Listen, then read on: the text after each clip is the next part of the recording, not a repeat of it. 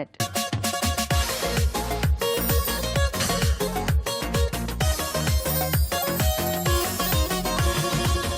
So రాజు గారు మరి just minute లో ఇప్పుడు ఏం వెరైటీ చేస్తున్నారు?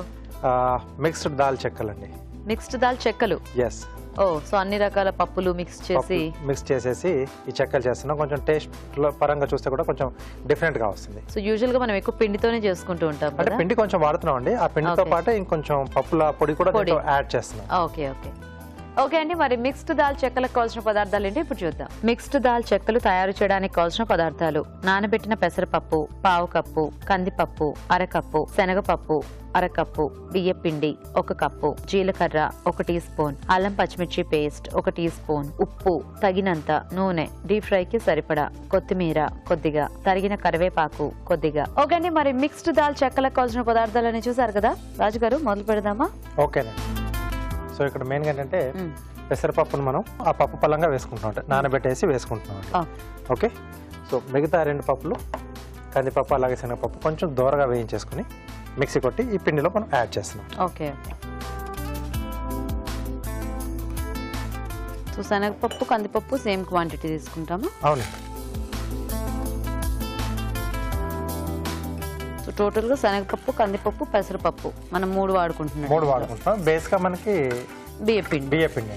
ఓకే. సో అది కరెక్ట్ గా వస్తుంది మనకు చెక్కలకి. కొంచెం ఆ టెక్స్చర్ అది కాస్త కరకరలాడుతూ రావాలంటే కంపల్సరీ ఉండాలేమో కదా. సో మొత్తంగా ఈ పప్పులు తీసుకున్నా మనకు కొంచెం హెవీగా అవుతుంది. సో కాబట్టి బియ్యపిండి కంపల్సరీ వాడుకుంటే బెటర్ గా ఉంటుంది. Okay okay. సో ఇక్కడ మెయిన్ గా మనం పెసరపప్పు తీసుకున్నాం కదండి. సో అంటే నానబెట్టేసి, అలా కాకుండా శనగపప్పునైనా మనం నానబెట్టి వాడుకోవచ్చు. అంటే చాలా మంది అలా చేస్తూ ఉంటారు కదా. సో ఆ పెసరపప్పు ఇందులో వేసేసుకొని శనగపప్పు అది పొడిలా చేసేసుకొని శనగపప్పు నానబెట్టి పెట్టేసుకోవచ్చు. ఓకే.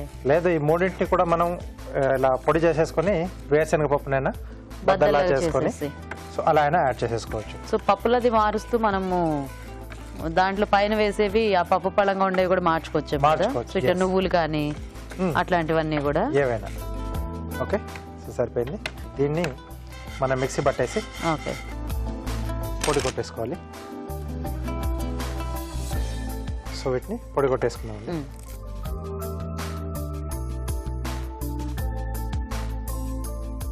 ఆయిల్ హీట్ పెట్టేసుకుందాం రాజు గారు. ఓకేనండి. సో మీరు పిండి రెడీ చేసేస్తుంటారా? మేము చిట్కా చూసేస్తాము. ఓకేనండి. ఓకే అండి, ఇప్పుడు మనం ఒక చిట్కా చూద్దాం.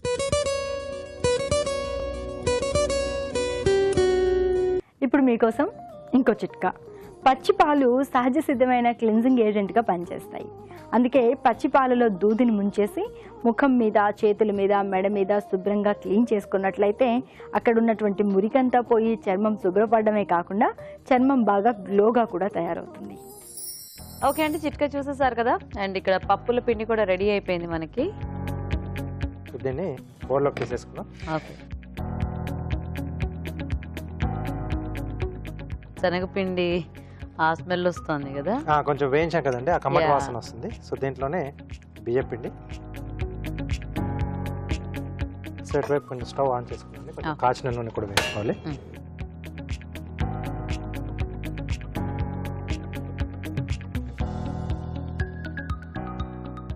సో చిన్న రవ్వలా వస్తుంది ఇది మనకు పప్పు.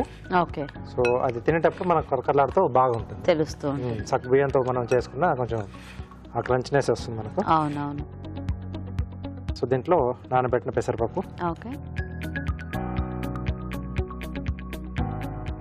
సో అలాగే జీలకర్ర, అల్లం పచ్చిమిర్చి పేస్ట్ అండి. ఓకే. సో కొంచెం కచ్చా పచ్చగా పట్టేసుకుంటే బాగుంటుంది.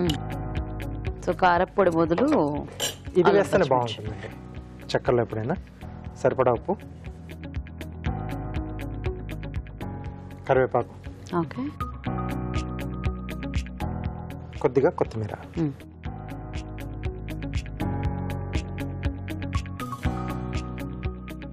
సో ఒకసారి బాగా కలిపేసుకుని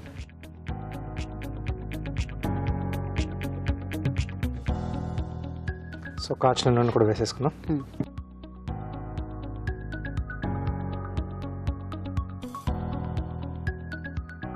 దీనివల్ల కొంచెం ఆ గుల్లతనం అనేది వస్తుంది.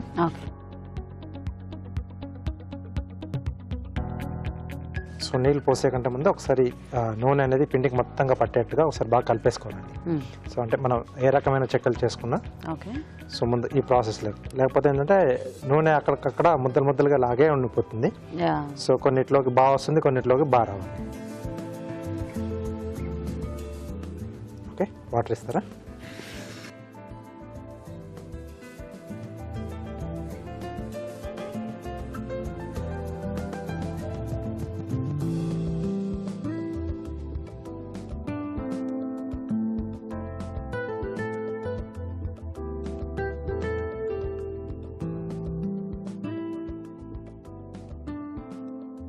సో బేపిండి కాబట్టి కొంచెం వాటర్ ఎక్కువగానే తీసుకుంటుంది. అవును, కొంచెం పీల్చేస్తూ ఉంటుంది కదా మనకి అది. ఎస్. సో ఏదైనా క్లాత్ లాంటిది పెట్టేసుకుంటే మనకి బాగుంటుంది. సో ప్లాస్టిక్ కవర్లు వాటికంటే కూడా.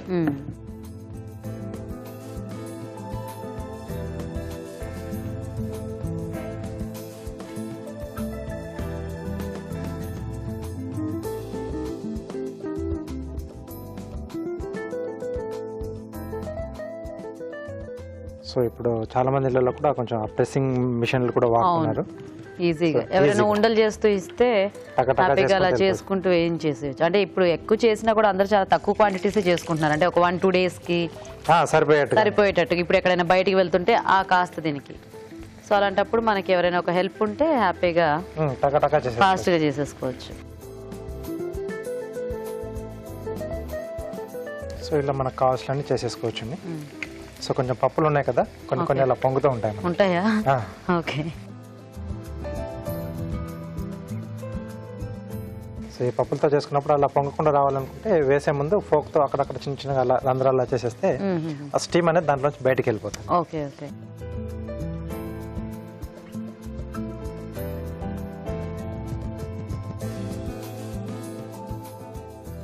తీసేద్దాం.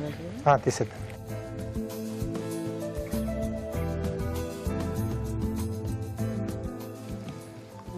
Okay, nice. ఓకే, సో ఇలా మనకు కావాల్సినవి చేసేసుకోవచ్చు. ఓకే, మిగతా కూడా వేయిస్తూ ఉండండి. తప్పకుండా. సో నేను ప్లేట్ గార్నిష్ చేసేస్తానండి. ఓకే రాజు గారు.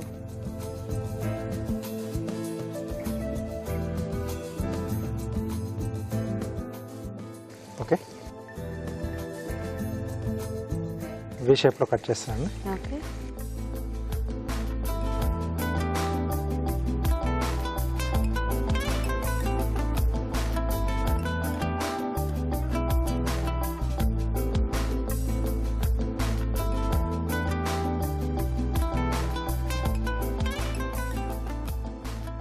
Oh, nice.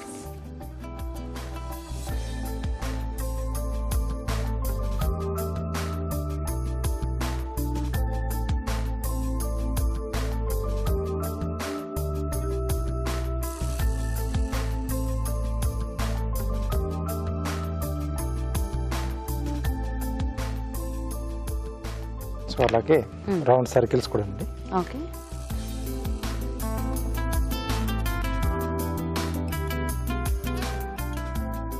గ్లోవర్తో కొంచెం ఇలా లైన్స్ వేసుకుంటే లుక్ అనేది కొంచెం బాగుంటుంది. ఈవెన్గా వస్తాయి కదా మనకి. కొద్దిగా నైఫ్తో అంటే ఒక్కొక్కటి పెద్దగా ఒక్కొక్కటి చిన్నగా వస్తుంది. టైం కూడా చాలా ఎక్కువ తీసుకుంటుంది. సో గ్రూవర్ అందుబాటులో ఉంటే దాంతో చేసేసుకోవచ్చు. సో కొంచెం కార్వింగ్స్ బాగా ఇంట్రెస్ట్ ఉన్న వాళ్ళు ఖచ్చితంగా ఈ గ్రూవర్ ఒకటి కొనుక్కుంటే చాలా రకాలు చేసుకోవచ్చు. చాలా చేసుకోవచ్చు.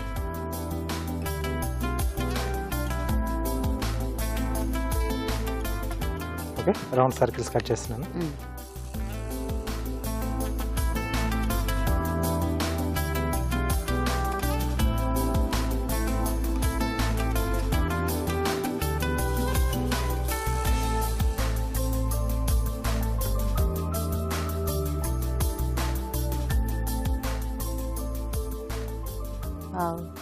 అసలు ఆ యుట్టి సర్కిల్స్ లా కట్ చేసి ప్లేట్ లో అరేంజ్ చేసుకున్నా కూడా చాలా బాగుంటుంది. చాలా బాగుంటుంది.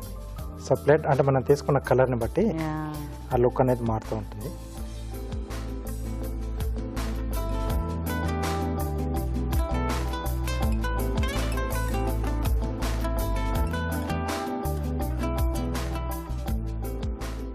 ఓకే, ఓకే, మిక్స్డ్ దాల్ చెక్కలు రెడీ.